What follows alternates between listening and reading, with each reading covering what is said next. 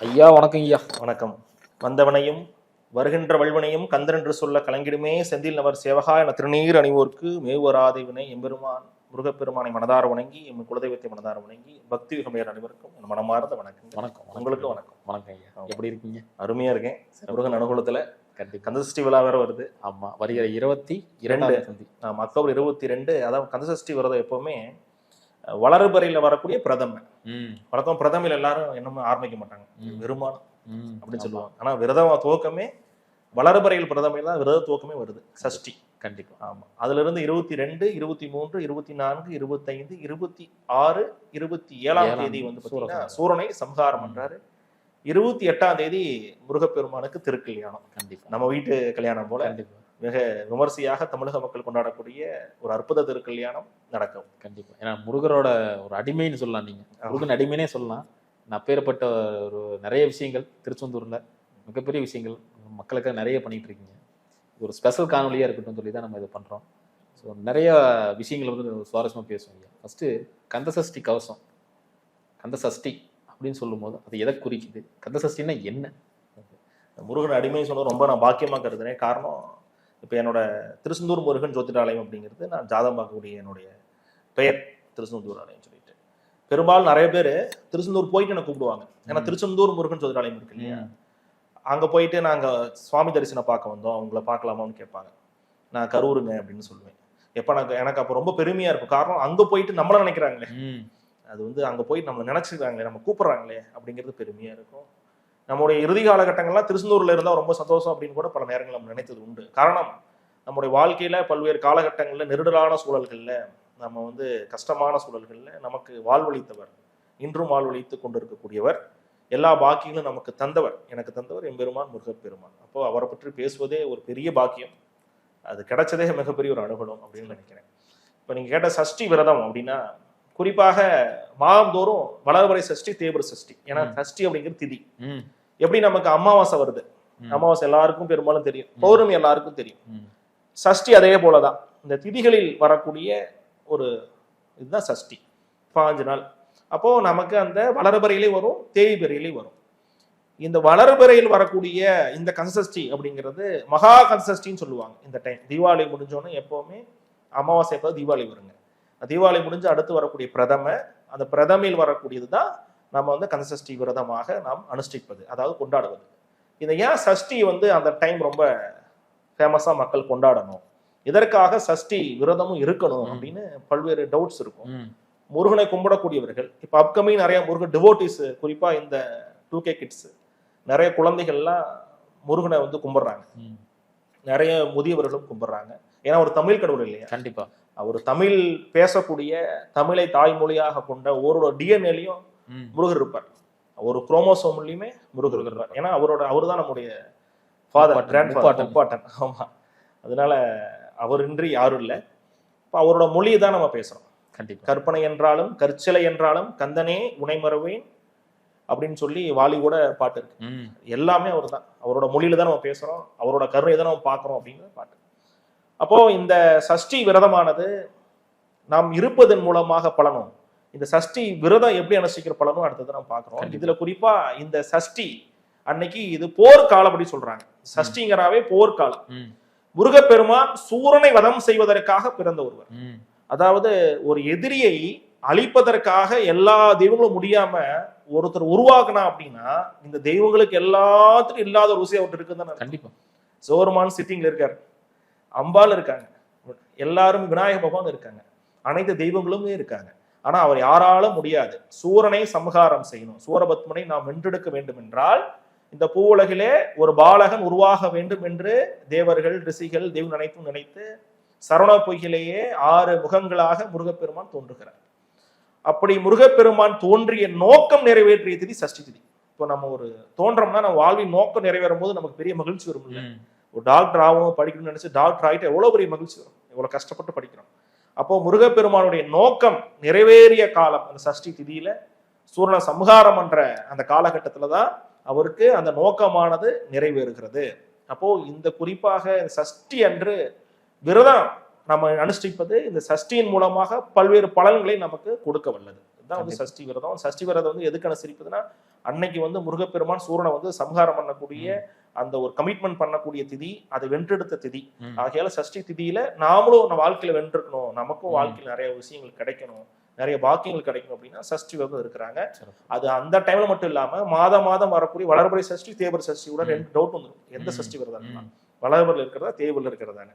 ரெண்டுலயுமே இருக்கலாம். கடன் சம்பந்தப்பட்ட பிரச்சனை, மனை பிரச்சனை, 2வது மனக்குழப்பம், உடல் நோய் பிரச்சனை, அப்புறம் கணவன் மனைவி சார்ந்த அந்நுண்ணிய பிரச்சனை எல்லாம் தேய்பிறை சஷ்டியில விரதமும்.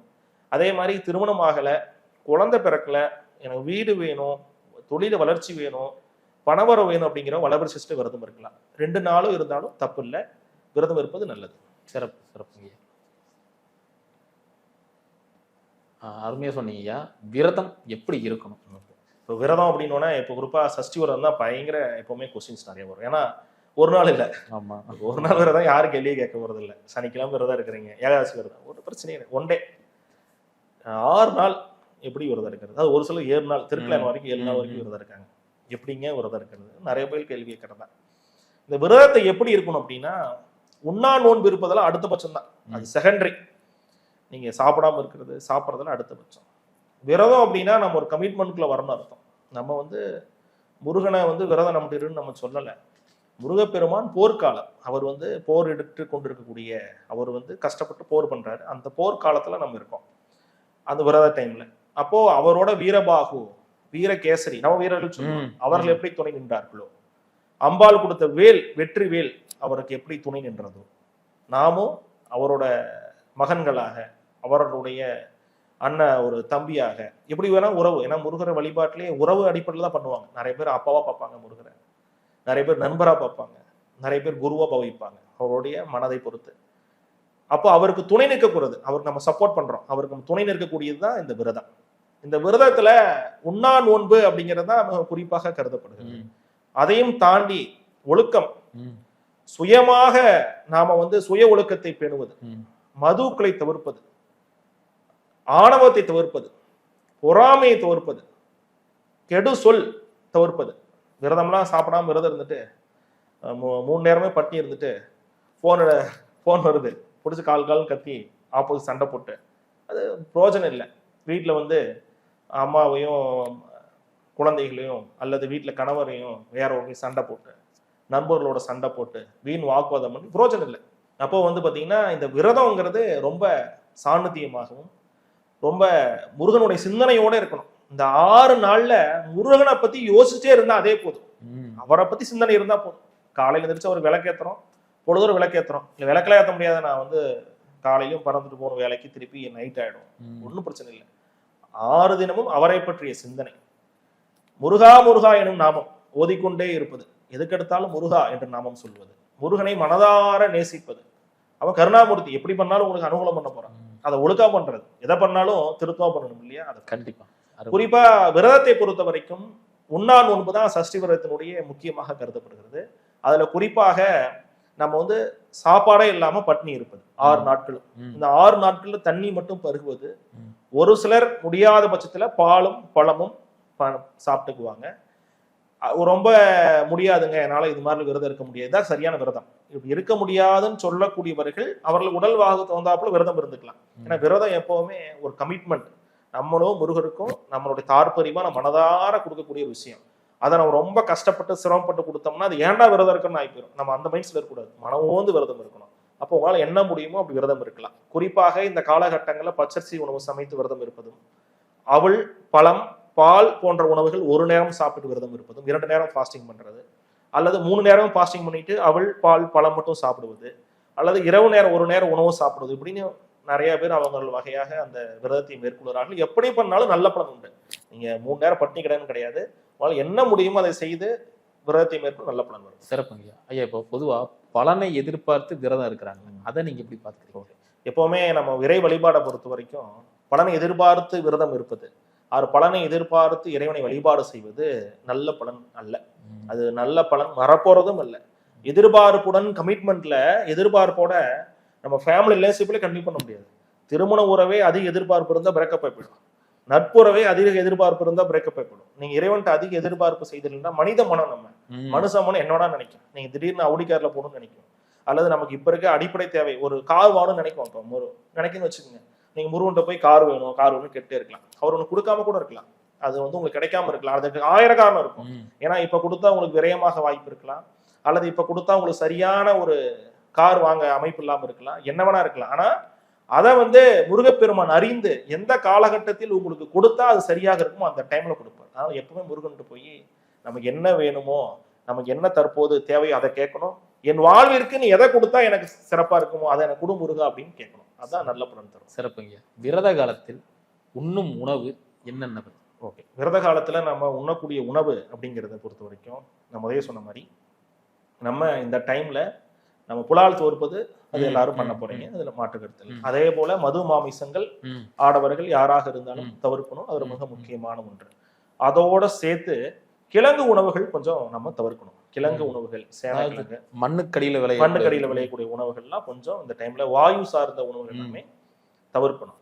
அதே போல பச்சரிசி சாப்பாடு சாப்பிட்றதும் ஒரு சிலருக்கு வழக்கமா வச்சிருப்பாங்க, அது கூட பண்ணலாம். ப்ராப்பரா இந்த டைம்ல விரதம் அப்படின்னாவே சாப்பிடாம இருக்கிறதா சஷ்டி விரதம். சாப்பிடக்கூடாது, தண்ணி குடிச்சுக்கலாம், பால் பழம் சாப்பிடலாம். அது முடியாத பட்சத்துல அவள் பால் பழம் பழங்கள் பழச்சாறு சாப்பிடலாம், ஜூஸ் குடிக்கலாம். எனக்கு விரதம் அந்த அளவுக்கு இருக்க முடியாது சுவாமி, நான் ஒர்க் பண்றேன், பிஸியா இருப்பேன், என்னால அவ்வளவு விரதம் இருக்க முடியாது. ஒன்றும் பிரச்சனை இல்லை, குழப்பம் கிடையாது. நீங்க 3 நேரமும் சாப்பிட்டுக்குங்க. நல்லமான ஒரு சைவ உணவு, சாத்வீகமான முறையில உணவுகள் எடுத்துப்பது, பருப்பு, பாசிப்பயிறு, நெய் இது போல உணவுகள் எடுத்துவது நல்ல பலன் தரும். முடிஞ்ச அளவுக்கு ஒரு நேரமாவது விரதம் இருப்பது நல்லது. சிறப்புங்க. சஷ்டி விரதம் போது செய்யவே கூடாதுன்னா சஷ்டி விரதம் அன்னைக்கு நம்ம வந்து குறிப்பாக இந்த 6 நாள் அதுக்கப்புறம் திருக்கல்யாணம் வரை செய்யவே கூடாத விஷயம் என்னன்னா, நம்ம வந்து மன அழுக்கு ஆகாது. மனசு வந்து பாத்தீங்கன்னா அழுக்கு பெற்று, அல்லது நம்ம விரதம்னு சொல்லிட்டு போய் திருச்செந்தூர்ல படுத்துட்டு அங்க போயிட்டு ஒரு கடங்காரனை கூப்பிட்டு அவனை போய் கால் கத்தி, அல்லது நமக்கு எதிரி ஒருத்தரை கூப்பிட்டு அவனை கத்தி, அல்லது நம்ம சத்ரு நமக்கு இதுக்காக விரதமே இருக்க சமயம் மாமியார் குடும்பம் தாங்க முடியல அப்படின்னு சொல்லிட்டு அவங்கள வந்துச்சு, அவங்கள பத்தி ஜாஸ்தி நம்ம மனப்புழக்கம் பண்ணி அப்படி விரதம் இருப்பது, அந்த மாதிரி வந்து ஒரு செய்கை செய்வது அறவே நல்ல பலன் இல்லை, அது ரொம்ப துன்பத்தை கொடுக்கும். அதே போல அதனால புரோஜனமும் இல்லை, அது வந்து நல்ல பலனை உங்களுக்கு தராது. இந்த விரத டைம்ல நம்ம வந்து விரதம் அப்படிங்கிறத தாண்டி நாம சுயமாக எப்படி இருக்கிறோம் தான் முருகர் பார்ப்பார். ஒரு நாளைக்கு 80,000 பேர் 1,00,000 பேர் முருகனை பார்க்கலாம். அது குறிப்பா சஷ்டி காலகட்டங்களெல்லாம் லட்சக்கணக்கான மக்கள் திருச்செந்தூர்ல முருகனை பார்க்க போவாங்க. அத்தனை பேர் எதுக்கு போறாங்க? எல்லாருமே முருகனை பார்க்க போறாங்க. எல்லாரும் போய் முருகனை கையை எடுத்து கும்பிடுவாங்க. ஆனா அத்தனை லட்சம் மக்கள்ல முருகர் பார்க்கக்கூடிய மக்கள் செல்லாயிரம் மக்களோட இருக்க மாட்டாங்க. எல்லாரும் முருகனை பார்க்கலாம், ஆனா முருகர் உங்களை பார்க்கணும் இல்லையா? இப்போ முருகர் உங்களை பார்க்குற மாதிரி இருக்கணும் அப்படின்னா நீங்க முருகருக்கு உண்மையா இருக்கணும். அப்படின்னா நீங்க உங்களுக்கு முதல்ல உண்மையா இருக்கணும். உங்களுக்கு வந்து நீங்க சாநித்தியமாக இருக்கணும். நல்லதை சொல்லணும், நல்லதை பேச வேண்டும், நல்லதை நினைக்க வேண்டும், முருகர் நாமம் பாட வேண்டும். குறிப்பாக திருப்புகழ் வரக்கூடிய ஆடத்தடம் தோல் வாழ்கவே, ஆறுமுகம் வாழ்கவே, வெற்பை கூறு செய் தணிகவேல் வாழ்க, குக்குடம் வாழ்க, செவ்வேல் ஏறிய மங்கைதன் வாழ்க, யானரனங்கு வாழ்க, மாறில்லா வல்கி வாழ்க, வாழ்க சிறியாருக்கெல்லாம். இந்த பாடலை படித்தோர்வே நல்ல பலன். இப்போ ஒரு அமைச்சர்லாம் வந்தா வாழ்க வாழ்க ஜெய் அப்படின்னு கோஷம் போடுற மாதிரி நம்ம வந்து குறிப்பா எல்லாரும் லட்சக்கணக்கான மக்கள்ல முருகனை பார்க்க போயிட்டு இருக்கும்போது நம்ம ஒரு ஆள் மட்டும் இந்த பாட்டை பாடிக்கிட்டே போவோம். நம்மள யாரோ வாழ்த்துறது, நீ நல்லா இரு, நான் நல்லா இருப்போம், நீ ஃபர்ஸ்ட் நல்லா இரு, முருகனை நமக்கு நிறைய கொடுக்குறாரு, அவர் நல்லா இருக்கணும் இல்லையா? கண்டிப்பா. ஆமா, நீங்க நல்லா இருக்கும் முருகா அப்படிங்கிறத அந்த பாடல். இப்போ அதை பாடி வழிபாடு செய்வது நல்ல பலன் வரும். சிறப்பு. முருகனை எப்படிதான் வழிபடுவது? ஓகே, இந்த முருகர் வழிபாடே மிக முக்கியமான வழிபாடு. காரணம், இது வாழ்க்கை நெறிமுறை வழிபாடு. சும்மா நாம போயிட்டு மற்ற தெய்வங்களை கும்பிடுவதை போல இன்னைக்கு விளக்கேற்றணும் நாளைக்கு வேற வேலையை பார்த்தோன்னு இருக்க முடியாது. அதனால பலனும் வராது. முருகனே வாழ்க்கை நெறி, நம்முடைய அன்றாட வாழ்க்கையை மாற்றக்கூடியவர், நம்முடைய சிந்தனைகளை மாற்றக்கூடியவர், நம்முடைய துன்பங்களை அறவே களையக்கூடியவர். அதாவது எந்த பிரச்சனையினுடைய அடிப்படை வேறு எதுவோ அதை தீர்க்கக்கூடிய கடவுள். உங்களுக்கு வந்து தீராத வியாதியை கூட மருத்துவர் தீர்க்க முடியாது, ஆனா முருகர் தீர்ப்பார். ஓகே இல்லைங்களா? எந்த பதியாலும் முடியாதது நம்ம முருகரால முடியும். அப்படிப்பட்ட ஒரு அற்புத திருக்கடவுள். இவருடைய வழிபாடு முறைங்கிறது சிறப்பு பெற்றது. காரணம், இவர் நடைமுறை பழக்க வழக்கங்கள்ல மூலமாக வழிபாட்டை முன்னெடுக்கிறார். இவருடைய அந்த விரத காலங்கள், இவருடைய திருவிழாக்களை நீங்க பார்த்தாவே உங்களுக்கு தெரியும். இப்ப குறிப்பா தைப்பூசம் அப்படின்னு என்ன பண்றாங்க? ஆடி பாடி காவடி எடுத்து பாத யாத்திரை செய்து அடைப்பயணமாக செய்து கஷ்டப்பட்டு அந்த விரதத்தை மேற்கொள்கிறார். சஷ்டி விரதம் பாருங்க, 6 நாள் சாப்பிடாம இருந்து பகல்ல தூங்காம இருந்து அந்த விரதத்தை மேற்கொள்கிறார். சஷ்டி விரதத்துல குறிப்பா நடைமுறை பழக்கம் பகல்ல தூங்கக்கூடாது. ஏன்னா பகல்ல தூங்குவது விரதத்திற்கு நல்ல பலன் அல்ல. அதே போல ஆபாச சொல் பேசக்கூடாது, புலால் உண்ணக்கூடாது, பகல்ல தூங்கக்கூடாது. இதெல்லாம் மிக மிக முக்கியமான ஒன்று. அப்ப அதே போல ஆடி கஷ்டப்பட்டு அந்த விரதத்தையும் மேற்கொள்கிறார். பங்குனி உத்திரமும் அப்படித்தான். பழனி காவடியெல்லாம் பங்குனி உத்திரத்துக்கு ஆடி பாடி அந்த காவடியை எடுப்பாரு. ஒரு சுமையை தூக்குறாங்க. முருகர் வழிபாடே ஒரு கஷ்டத்தின் பேரில் செய்யக்கூடியது. ஒரு சுமையை தூக்கி கொண்டு முருகனுக்கு நம்ம போய் அபிஷேகம் செய்யறோம். நம்மளோட உடம்புல இருக்கக்கூடிய அந்த கருமாவை குறைக்கிறோம் 6 நாள் பட்னி இருந்து. அப்போ இது ஒரு நடைமுறை பழக்க வழக்கம் மூலம் ஒரு நெறிமுறையான வழிபாடு. இதை இப்படிதான் செய்ய வேண்டும் அப்படிங்கிறது இருக்கு. அப்படி செய்தவர் நல்ல பலன் வரும். அப்போ இதை பாத்தீங்கன்னா குறிப்பா அந்த டேல மட்டும் ஒரு 6 நாள்ல நான் விரதம் இருக்கிறேன் அப்படின்னு இல்லாம மாதந்தோறும் விரதம் இருப்பது, மாதந்தோறும் முருகனை துதிப்பது, தினம் தினம் அவன் நாமத்தை பாடுவது, அதுதான் ஒரு நல்ல பலனை அவர்களுக்கு தரக்கூடியதாக இருக்கும். சிறப்புங்க. முருகன் யுகம் தொடங்கிருச்சா? ஓகே, முருகர் யுகம் தொடங்கி பல யுகங்கள் ஆயிடுத்து. இப்ப முருகரை பற்றிய பல்வேறு அவர் நடத்திய அற்புதங்கள், அதே போல அவரை பற்றிய நிறைய செய்திகள்லாம் மீடியால இருக்கு, நிறைய இருக்கு. அது மக்களுக்கு நிறைய பாக்குறாங்க. எப்படியோ ஒண்ணு வெற்றி பெற்ற மாட்டோமா, நான் அவங்களுக்கு கும்பிட்டேன், இவங்களுக்கு கும்பிட்டேன், குலதெய்வத்தை கும்பிட்டேன், அங்க போனேன் இங்க போனேன், எங்கேயும் நல்லது நடக்கல, முருகரை கும்பிட்டா நல்லது நடக்குமா வரக்கூடிய மக்கள் தான் பலர். அவர் கருணாமூர்த்தி, நீங்க அவர் கும்பிடாட்டியுமே நல்லது பண்ணுவார். அவர் இல்லைங்கள. அவர் யாருக்கெல்லாம் ரொம்ப ஃபேவரட்டான ஒரு என்ன பாத்தீங்கன்னா, குறிப்பா அவரை நேசிக்கக்கூடிய அனைவருக்கும் ஃபேவரட் தான். ரொம்ப இல்லாம இருக்காம பாருங்க, ஒரு அடிப்படை தேவை இல்லாம இருக்காம பாருங்க. ஒரு இடமே இல்லை, புதுசா இடம் ஒன்று வாங்கணும், ஒரு வீடே கிடையாது, வீடு அவரு தான் வாங்கணும் அப்படிங்கிற மாதிரி அடிப்படை தேவையெல்லாம் பூர்த்தி செய்யக்கூடிய அற்புத கடவுள் கருணாமூர்த்தி. அவருடைய செய்கைகள் நிறைய இருக்கு. அவர் நிறைய கருணா அளந்து கொடுக்குறாரு. அதாவது பூலோகத்துல இங்க நல்லா இருக்கணும் அப்படின்னா நம்ம யார் மூலமா அதை ஹெல்ப் பண்ணுவார் அப்படின்னா வள்ளி மூலமா ஹெல்ப் பண்ணுவார். ஏன்னா வள்ளி குரமகள், நம்ம பூமியில இருந்தவங்க. மேல போய் நல்லா இருக்கணும் அப்படின்னா தேவசேனா மூலம் நமக்கு அருள் பாலிப்பார். ஏன்னா அவங்க பரலோக பெண்மணி, மேல இருந்தவங்க. இம்மை மறுமை உள்ளிட்ட எல்லாத்தையுமே அவர் நமக்கு அருள் பிடிக்கக்கூடியவர். வள்ளி தேவானை மூலம் முத்தி கொடுக்கணும் இல்லையா, இறந்த பின்னாடி இந்த முத்தியை கொடுக்கக்கூடியது முருகப்பெருமான் வெற்றி வேல் மூலமாக நம்ம கொடுப்பார். அப்போ மூணையுமே தரக்கூடியவர் முருகப்பெருமான். அவர் யுகம் தொடங்கி பல ஆண்டு காலம் ஆயிடுச்சு. அதே போல அவருடைய கருணை பார்வையும் தொடங்கி பல ஆயிரம் வருடங்கள் ஆயிடுது. எந்த தெய்வத்திடமும் இல்லாத கருணை கடல் முருகனே அப்படின்னு போட்டிருக்காங்க. அதை பத்தி என்ன சொல்றாங்க? ஓகே, அதாவது கருணை கடல் அப்படிங்கிற ஒரு கோட்டு, அதாவது அந்த நாமம் அது முருகருக்கு சேரும். எந்த ஒரு தெய்வமும் எப்பவுமே நம்ம போர்ன்னு பண்றோம். இப்ப பாருங்க, நிறைய போர்ல நடக்குது இப்போ உலகத்துல. அந்த போர்ல எல்லாமே ஒரு பரிசல் பேசுறதுக்கு எவ்வளவு பாடுபட வேண்டியது இருக்கு. போருன்னு எடுத்துட்டு போகக்கூடிய ஒரு நபர் அந்த எதிரி மீது ஒரு கருணை காட்டார் அப்படின்னா அது முருகர் தான். எந்த கடவுளும் அது இல்லை.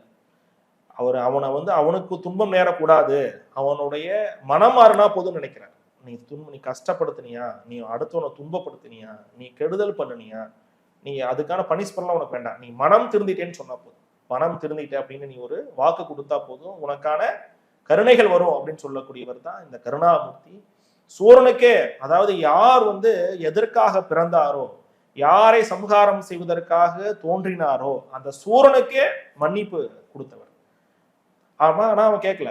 அந்த போரானது தொடங்குகிறது, நடக்கிறது. அப்படி போர் நடந்து முடிந்த பின் கூட சூரனுக்கு ஒரு அங்கீகாரம் வேண்டும். சூரனுக்கு அடுத்து வரக்கூடிய நம்மை போன்ற தலைமுறைகள் இதை பற்றி பேச வேண்டும் என்பதற்காக அப்ப முருகப்பெருமான் சூரனுக்கு மயிலுமாக சேவர குடியுமாக ஒரு அங்கீகாரத்தை கொடுத்தவர். இப்படி எதிரிக்கே கருணாமூர்த்தி அவர். அப்போ நமக்கு பண்ண மாட்டாரா? நம்ம சூரனா? நம்ம அவரை பத்தி பேசக்கூடிய ஒரு நபர், அவரை பத்தி வழிபாடு செய்யக்கூடிய ஒரு நபர், அவருக்காகவே நம்ம இருக்கக்கூடிய ஒரு நபர். அப்போ நமக்கு நல்லது பண்ண மாட்டாரா? அதனால கருணாமூர்த்தி அப்படிங்கிற நாமம் அவருக்கு உண்டு. அதனால கலியுகத்தினுடைய கண்கடை. இந்த யுகத்துல நல்லது நடக்கணும், உங்களுக்கு வாழ்க்கை விருத்தி பெறணும்னா உங்களுக்கு இருக்கக்கூடிய ஒரு சொல்யூஷன், உங்களுக்கு இருக்கக்கூடிய ஒரு கடவுள், ஒரு தனிப்பெரும் கருணை, அது முருகர் தான். சிறப்பு.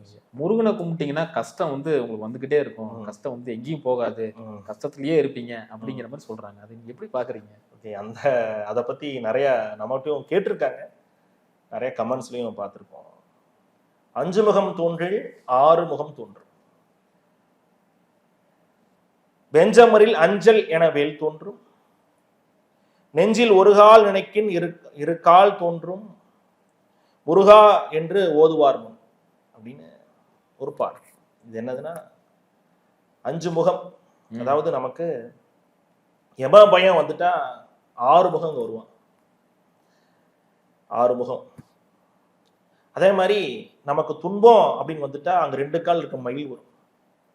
முருகா என ஓதுனா நமக்கு வேல் பாதுகாப்புக்கு வரும் அப்படின்னு சொல்லி சொல்றாங்க. அப்போ அவரை கும்பிட்டா துன்பம் வராது, மயில் வரும், வேல் வரும், அவரே வருவார். அதுதான் விஷயம். இந்த முருகனை கும்பிட்டால் துன்பம் வரும் அப்படின்னா வரும். யாருக்கெல்லாம் வரும் அப்படின்னா எதிர்பார்ப்போட வர அணுகுனா வரும். நான் உனக்கு விளக்கு ஏத்தினேன், இன்னைக்கு இழுப்பண்ண விளக்கு 6 விளக்கு ஏத்தினேன், எனக்கு இதை பண்ணி கொடு. நான் உனக்கு வந்து காவடி எடுத்தேன், எனக்கு நீ இதை பண்ணி கொடு. ஏன் எதிர்பார்க்க கூடாது நான் சொல்றேன்னா, அம்மா நமக்கு உயிர் கொடுத்தா, அவன் நமக்கு இது எதிர்பார்க்கல. எது எதிர்பார்த்தாளா நாளைக்கு பெருசாகி வந்து என்னை காப்பாத்திக்கணுக்கா குழந்தை பார்த்தா? அப்படி இல்லையே. நம்மளை எதிர்பார்ப்பு இல்லாம தான் வளர்த்தா. அப்பா நம்மளை பெத்தாங்க, எதிர்பார்ப்பு இல்லாம தான் வளர்த்தாங்க. நம்ம நல்லா இருக்கும்னு நினைச்சாங்க. நம்மளும் நிறைய பேர் பார்க்கக்கூடியவர்கள் தாயார் தாப்பினாராக இருப்பீங்க.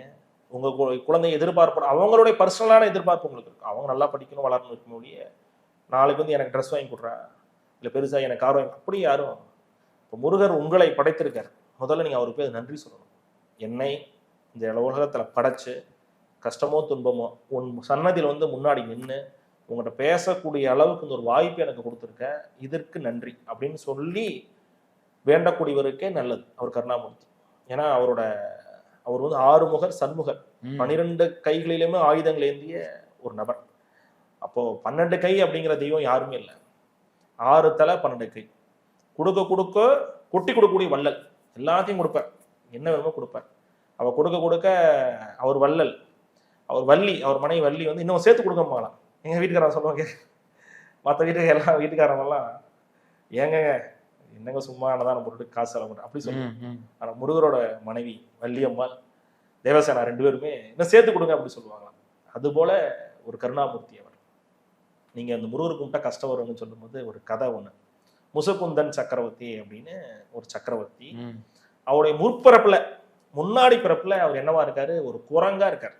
குரங்கு வில்லு மரத்தில் ஏறிட்டு அங்க பார்வதி தேவியும் சோறுமான் இருக்காங்க. அதாவது ஒரு சிலை வடிவில் இருக்கக்கூடிய ஒரு கோவிலினுடைய வில்லோ மரத்து மேலே ஏறிக்கிட்டு வில் வேலையா பிச்சு போடுறாரு.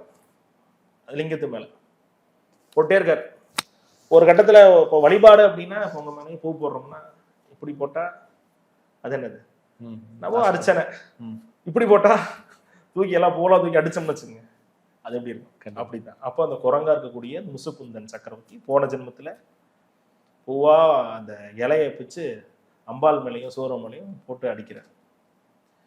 நெருப்பு வந்து நம்ம நடந்து போறோம், நெருப்பு கனல் ஒன்று இருக்கு, தெரியாம வச்சிரும், சுடாம இருக்குமா? தெரிஞ்சு மிதிச்சாலும் சுடும், தெரியாம மிதிச்சாலும் சுடும். சிவத்தொண்டு அப்படி. நீங்க தெரிஞ்சு பண்ணாலும் நல்ல பலன், தெரியாம பண்ணாலும் நல்ல பலன். என்னதான் தவறாக இருந்தாலும் அந்த வில்வேலையால அந்த குரங்கு என்ன பண்ணுது, அர்ச்சனை பண்ணிருச்சேன். அப்போ நமக்கு அது சிவ தொண்டாயிருச்சு இல்லையா? அப்ப அதுக்கான பலன் வந்துதான் தீரணும். அப்ப அவருக்கு வந்து பார்வதி தேவி கோவப்படுறாங்க அந்த குரங்கு மேல. அப்ப சோர்வான் சொல்றாரு, என்னதான் இருந்தாலும் சிவ தொண்டு, ஆகையால அவனுக்கு கோவம் வேண்டாம்.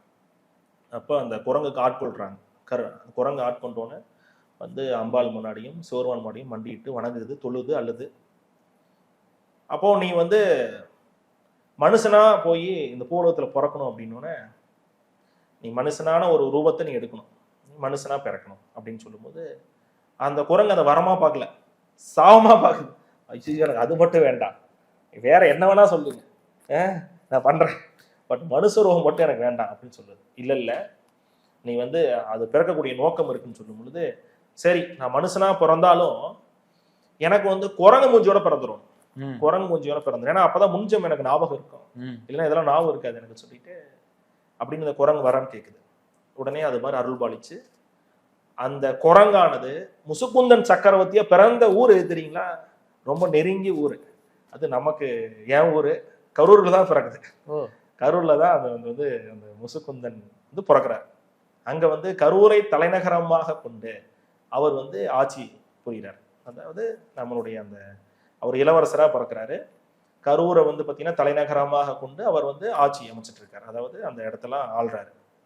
இப்படி வந்து நாட்கள் நகர்ந்து கொண்டு இருக்கும் பொழுது அந்த குரங்கு முகத்தோடு இருக்கக்கூடிய முசுகுந்தன் சக்கரவர்த்தி அப்படிங்கிறவருக்கு அவருடைய அந்த பிறப்பின் நோக்கமாக சோமாஸ்கந்தர் ரூபம் இருக்கு. சோமாஸ்கந்தர் அற்புதமான ஒரு ரூபம்.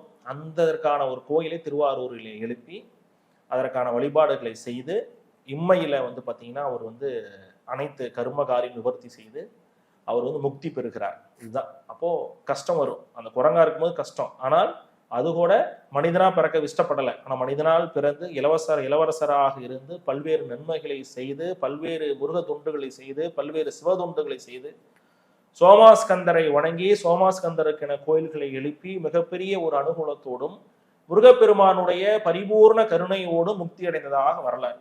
அப்போ முருகனுக்கு கும்பிட்டா இப்படிதான் கஷ்டம் வரும். எப்படி வரும்? நான் முக்தி அடைவதற்கான கஷ்டங்கள் வரும்.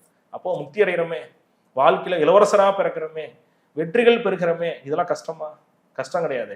அப்போ அவர் உங்களை பனிஷ் பண்றாரு ஒரு சில காரியத்துலன்னா அது நல்லதுக்காரு.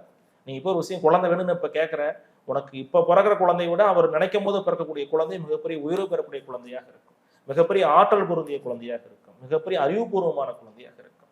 ஆகையால நம்ம மனிதம், நம்ம வந்து ஆஃப்டர் ஆல் மனுஷங்க, நம்மளுடைய மனசுல தோன்றது சரியா இருக்கணும்னு அவசியம் கிடையாது. நமக்கு இப்ப வேணும்னு நினைக்கக்கூடிய ஒரு விஷயம், இப்ப வேணும்னு நினைக்கக்கூடிய ஒரு பொருள், இப்ப வேணும்னு நினைக்கக்கூடிய ஒரு தனம், அது இப்ப வந்தா தங்காம கூட போலாம். அப்படிதானே? இப்போ ஒரு பேக்கரி டீ கடை வைக்கணும்னு நினைச்சிட்டு இருக்க பல பேர் வச்சாங்கன்னா 2 மாசத்துல 3 மாசம் எடுக்கக்கூடிய சூழல் வரலாமே, யாருக்கு தெரியும்? ஒரு வண்டி வாங்கணும்னு நினைச்சிட்டு இருக்கக்கூடிய ஒரு சார் வாங்கிட்டு ஏதாவது விபத்து வரலாமே, வாங்காம இருந்துக்கலாம். அப்ப தோணும் இல்லையா? ஆனா அது முருகருக்கு தெரியும் இல்லையா? அப்ப அவர் நினைக்கும் போது வாங்குங்க, அவர் நினைக்கும் போது கொடுப்பார். அதை அக்செப்ட் பண்ணிக்கங்க. அப்பாட்ட போய் வண்டி கேட்டுட்டே இருக்கீங்க, அவர் வேணாப்பா இப்ப வேணாம்னு சொன்னா அப்பா வேணாம்னு சொல்லிடுவீங்களா? நீ அப்பாவை கிடையாது சொல்லிடுவீங்களா? அதான முருகப்பெருமான். அப்போ அவர் எப்ப கொடுப்பாரோ வரும்.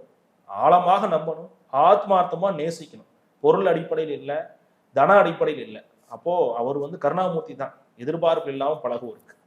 ஐயா அதே மாதிரி முருகனை வழிபட்டால் காதல் வெற்றியில் முடியும்னு சொல்றாங்க. கமர்சியலா கேள்வி, இது எப்படி பாக்குறீங்க? முருகரை வழிபாடு செய்தா காதல் வெற்றியில் முடியுமானா முடியும். காரணம் அவரே யுத்த காலம், அதாவது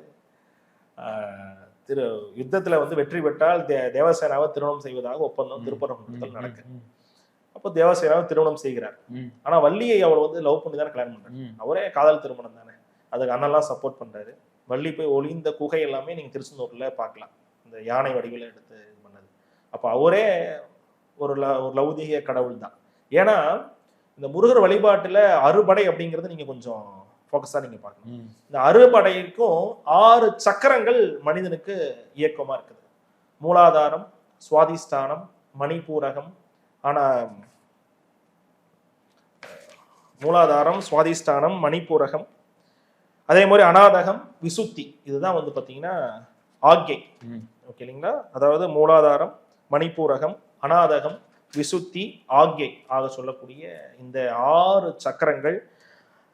இந்த மூலாதார சக்கரம் திருப்பரங்குன்றம், அங்கதான் முதல் மூலாதார சக்கரம். சுவாதிஷ்டானம் திருச்செந்தூர்.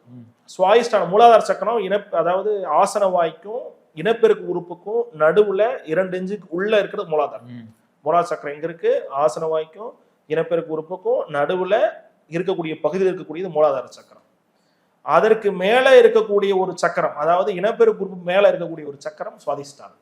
அப்போ சுவாதிஷ்டானம் அப்படின்னா நமக்கு லௌதீக வாழ்க்கை இன்பத்தை தரக்கூடிய சக்கரம், காதல்களில் வெற்றி தரக்கூடிய ஒரு சக்கரம், திருமண வாழ்வில் அபிவிருத்தி தரக்கூடிய ஒரு சக்கரம், குழந்தை பேரில் அபிவிருத்தி சேர்க்கக்கூடிய சக்கரம்.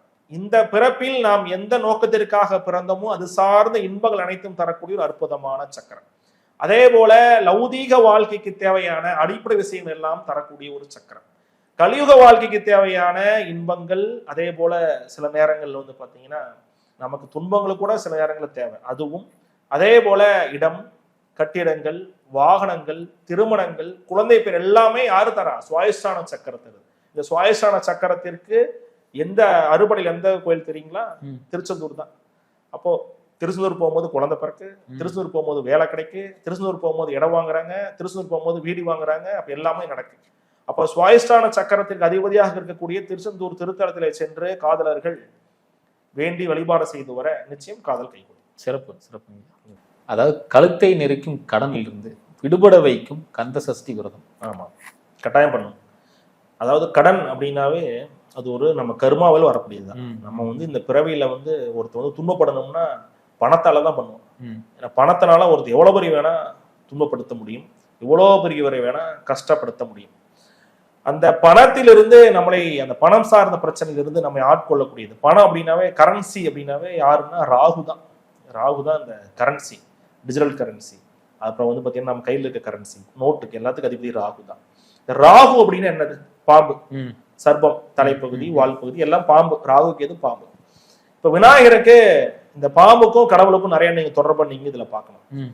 இப்ப சிவபெருமானுக்கு பாம்பு எங்க இருக்கு? கழுத்துல இருக்கு. கழுத்துல இருக்கு. Very good. விநாயகருக்கு பாம்பு எங்க இருக்கு? வயிற்றில் இருக்கு. வவுத்துல இருக்கு. அவ்வளவுதான். பெருமாள் ரங்கநாதருக்கு பாம்பு எங்க இருக்கு? கொடுக்கு. பாம்புல படுத்திருக்காப்புல. அம்பாளுக்கு பாம்பு எங்க இருக்கு? கையில இருக்கு. அம்பாளுக்கு கையில சொல்றாரு. ஒரு சில தெய்வத்துக்கு பெரும்பாலும் வந்து பாத்தீங்கன்னா தலைமையில ம். மாரியம்மன் ம். ஆமா. அங்க அவங்களுக்கு மாதிரி தலைமையில. தலைமை இருக்கு. ஒரே ஒரு சாமிக்கு மட்டும்தான் பாம்பு கால்ல கால்ல கிடக்கும். இருக்கும். யார் அது? முருகப்பெருமான். எம்பெருமான் முருகன். அவ்வளவுதான். அப்போ இந்த கரன்சி ராகுவால் ஏற்படக்கூடிய பிரச்சனைகளை கால்ல வச்சிருக்கிற முருகர் தான். பெருமாள் அதிலே படுத்திருக்காரு. லௌதிகம் அவருக்கு வந்து அதுதான் வேவை. அதுல படுத்துட்டு ஆர்ப்பரியமா இருக்காரு. அப்போ இவர் ராகு சார்ந்த அனைத்து பிரச்சனைகளையுமே கால்ல வச்சிருக்காரு. நீ எனக்கு காலு கீழே அப்படிங்கிறார். அப்போ இந்த அதுதான் பாம்புக்கும் இறைவனுக்கு உண்டான தொடர்பு. அப்போ கடனுக்கும் இறைவனுக்கு உண்டான தொடர்பு. அப்போ எந்த கடவுளை கும்பிட்டா கடன் அடையும்? முருகர் தான். முருகரை கும்பிட்டா கடன் அடையும். சிம்பிளா அவ்வளவுதான். ஏன்னா அவர் காலு கீழே வச்சிருக்காரு. இந்த பிரச்சனைகள் எல்லாமே அப்படியே தூசு மாதிரி தட்டி விடக்கூடியவர். கடனால் வந்து மன வருத்தப்பட்டு முருகனை அப்பா முருகா அப்படின்னு வேண்டக்கூடியவர்களுக்கு கருணாமூர்த்தியாக இருந்து அனைத்து கடன்களையும் அவரே கட்டுவார். அதற்கான வாய்ப்புகளை கொடுப்பார். உங்கள் உழைப்புக்கு உண்டான ஊதியத்தை கொடுப்பார். ஏதோ ஒரு பக்கம் நம்ம உழைச்ச ஊதியம் மாட்டிட்டு இருக்குன்னு அதை வாங்கி கொடுப்பார். உங்களுக்கு தொழில் வச்சிருக்கீங்க, கஸ்டமர் வரல, வாடிக்கையாளர் வளர, ஓட முடியல, அதற்கான ஓட்டத்தை கொடுப்பார். தாய்ப்பால் குழந்தை அழுகாம தாய்ப்பால் கொடுப்பாங்களா? குழந்தை கத்துது என்னமாச்சு பால் கொடு அப்படின்னு சொல்லுவாங்க. முருகன்கிட்ட போய் கேட்காம ஒன்றும் கிடைக்காது. இங்க போய் கேட்கணும். எதிர்பார்ப்போட வழிபாடு செய்வது தவறுன்னு சொன்னோம். ஆனா கேட்கணும். அதாவது என்ன கேட்கணும்னா நம்ம அடிப்படை தேவை என்ன? நமக்கு இப்போ ஒரு கடனை அடைப்பதற்கு ஒரு வியாபாரம் ஓடணும். அப்ப வியாபாரம் ஓடணும்னு கேட்கணும். கடன் அடைனா எப்படி கடன் அடையுமோ அதற்கான வழியை நீங்கள் யோசித்து அதை அவரிடம் கேட்கணும். அல்ல அதற்கான வழியை அவர்கிட்டயே கேட்கணும். போய் கும்பல் நின்றுட்டு முருகர்கிட்ட அழும் போது அப்படி இப்படி பண்ணி ஒரு 5 நிமிஷம் பார்த்துட்டு அந்த திருப்தி இல்லாம இருப்பதல்ல. திருச்செந்தூர் இடத்துல ஏதோ ஒரு இடத்துல போய் கண்ணை மூடி உட்காந்து மனதார கண்ணீர் மல்க அவர் வேண்டினாவே போதும். அது ஒரு மிகப்பெரிய ஏற்றம், வெற்றிகளை தரக்கூடிய அற்புத பலன்களை தரும். வென்றுமலை கவிராயர் அப்படின்னு ஒருத்தர் இருந்தார். வென்றுமலை கவிராயர் சொல்லிட்டு திருச்செந்தூர்ல ஒரு மடப்பள்ளியில சமைக்கக்கூடிய ஒருவர். அவர் வந்து பாத்தீங்கன்னா ஒரு நாள் சமைக்கலான்னு போறாரு. மடப்பள்ளினா கிச்சன், சாமிக்கு சமைக்கக்கூடிய இடம். அது ஒரு பக்கம் போயிட்டு இருக்கு. இங்க வந்து முருகனுக்கு அலங்காரம் ஆகுது, அபிஷேகம் எல்லாமே முடியுது, அலங்காரம் ஆகுது. இன்னும் மடப்பள்ளியிலேருந்து சாமி நெய்வேதி வரல, சாப்பாடு வரல. போய் பார்க்குறாங்க, இவர் கண்ணை மூடி உட்காந்துருக்காரு. எங்கேயா சாப்பாடுனா ஆக்கல. இவர் தியானத்தில் ஆயிட்டார். யாரை நினைச்சு? முருகனை நினைச்சு. யாரை நினைத்து தியானத்தில் இருந்தாரோ, யாருக்காக வாழ்நாள் முழுக்க அர்ப்பணித்தாரோ, யாருக்காக தன் வாழ்க்கையை தியாகம் செய்து யாருக்காக வாழ்ந்தாரோ அவர் சன்னதியிலே அவர் கண் முன்னாடியே அவர் அடிக்கப்பட்டு வெளியே துரத்தப்படுறாரு. வெளியே போ, இனிமேல் கோயிலுக்குள்ளே வரக்கூடாது. இதை விட வாழ்க்கையில வேற என்ன வேணும்? நம்ம சொத்தே அவர் தான். அவர் கண்முன் நடக்குதுன்னு சொல்லிட்டு வேகமா போய் திருச்செங்கடல்ல தற்கொலை பண்ண குதிக்கிறார். எவ்வளவு வேகமாக கடலில் குதித்தாரோ அவ்வளவு வேகமாக கடல் அலைகளால் உள்ளிழுக்கப்பட்டு அவ்வளவு வேகமாக திருப்பி கடல் அலையில கொண்டாந்து வெளியே போட்டுருது. கண்ணுக்கு அதெல்லாம் உப்பு. தொடர்ச்சி பார்த்தா ஆஜானு பாகுவாக 12 கரங்கள் 6 முகங்களுடன் கருணாமூர்த்தியாக எம்பெருமான் முருகப்பெருமான் வென்றுமலை கவிராயருக்கு காட்சி கொடுக்கிறார். கவிராயா, உனக்கு இன்னும் காலம் இருக்கிறது, பொறுத்துரு அப்படின்னு சொல்லி அவர் எழுதிய அந்த திருத்தலம், அந்த வரலாறு தான் நம்ம பேசிட்டு இருக்கக்கூடிய வரலாறு. அப்போ கஷ்டத்தை கொடுத்தாலும் அதுக்கு ஒரு காரணம் இருக்கும். உங்களுக்கு கடனை கொடுத்தாலும் அதுக்கு ஒரு காரணம் இருக்கும். யார் கடனை கொடுத்தாரோ, முருகர் தான் கடனை கொடுக்கிறார், அவரே கடனை அடைப்பார். அதற்கான வழியும் அவரே காட்டுவார். அதற்கான ஏற்றத்திற்குரிய பாதையும் அவரே காட்டுவார். ஆழமாக அவர் நம்பினால் போதும், நல்ல பலன் நிச்சயம் வரும். சிறப்பு சிறப்புங்க. ரொம்ப அற்புதமா கேட்டிருந்த கேள்விகளுக்கு எல்லாமே டீகோட் பண்ணி அற்புதமான சொன்னீங்க. மீண்டும் அடுத்த காணொலியில் இது வித்தியாசமான ஒரு கண்டென்ட் பார்க்கலாம். நன்றி நன்றி நன்றி.